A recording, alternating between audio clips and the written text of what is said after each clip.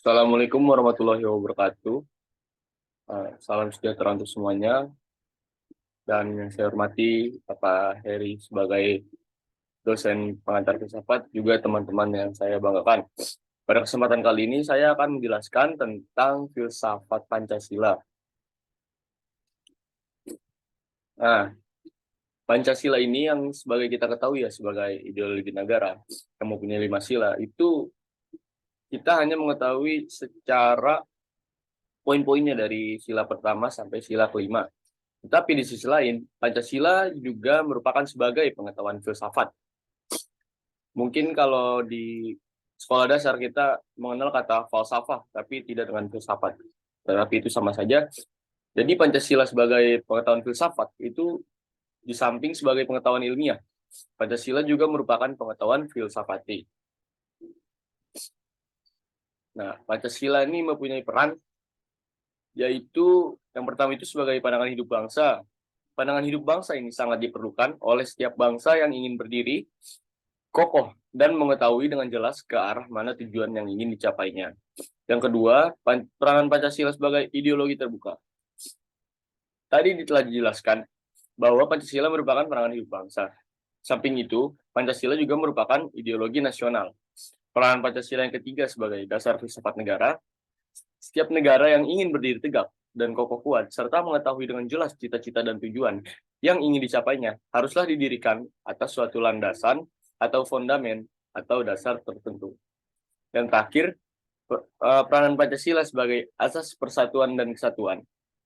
Persatuan dan kesatuan merupakan salah satu unsur mutlak dalam perjuangan untuk mencapai kemerdekaan dan menegakkan kemerdekaan, serta mengisi kemerdekaan guna mewujudkan cita-cita kemerdekaan. Tanpa persatuan dan kesatuan, mustahil bangsa yang terjajah dapat memperoleh kemerdekaan dan mempertahankan serta menegakkannya, apalagi mengisinya dengan melakukan serangkaian pembangunan nasional yang berkesinambungan.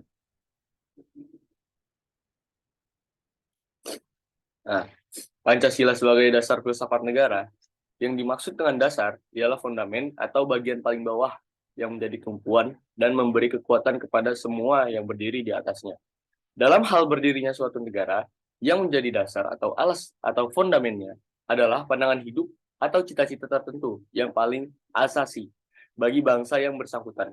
Dasar yang demikian ini disebut dasar negara atau dasar filsafat negara. Implikasi Pancasila sebagai dasar filsafat negara, Pancasila mengandung nilai-nilai religius, nilai-nilai humanistis, nilai-nilai persatuan bangsa, nilai-nilai kerakyatan, dan nilai-nilai keadilan sosial. Nilai-nilai tersebut merupakan nilai-nilai dasar, karenanya akan tetap dan tidak akan berubah sepanjang masa. Sebagai dasar filsafat negara, maka Pancasila dengan kelima nilai-nilai luhur yang terkandung di dalamnya selalu menjiwai penyelenggaraan negara dan kehidupan negara Indonesia. Penyelenggaraan negara dan kehidupan negara didasari, dijiwai, dan dibimbing oleh Pancasila. Sebagai dasar filsafat negara, Pancasila itu mempunyai yang pertama, kekuatan mengikat secara hukum. Yang kedua, terkait dengan struktur kebatinan atau cita-cita hukum yang menguasai hukum dasar negara.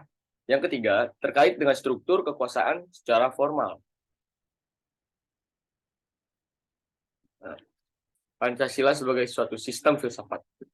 Menurut Profesor Dr. Mr. Dr. Andes Notonegoro, sebagai suatu sistem filsafat, Pancasila memenuhi 5 syarat, yaitu satu, adanya kesatuan dari kelima unsur silanya yang satu sama lain tak dapat dilepas pisahkan. Dua, adanya keteraturan dari sila-silanya, yakni bereksistensi secara hierarkis dan koheren serta konsisten.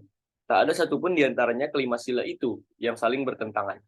Masing-masing sila berada pada suatu urutan yang berjenjang tingkat secara urut dan runtut. Sila yang mengandung nilai-nilai yang lebih esensial menempati urutan di depan sila-sila lainnya. Adanya keterkaitan dan saling berhubungan antara sila yang satu dengan sila yang lainnya. Adanya kerjasama antara sila yang satu dengan sila yang lain guna merealisasikan tujuan negara.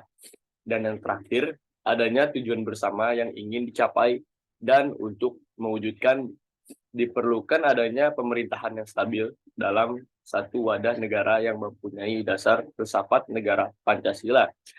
Dan itulah suatu sistem filsafat menurut Profesor Dr. Mr. Dr. Andos Noto Nagoro. Sekian penjelasan yang dapat saya jabarkan dalam materi filsafat Pancasila. Kurang lebihnya mohon maaf. Billahi taufiq wal hidayah. Wassalamualaikum warahmatullahi wabarakatuh.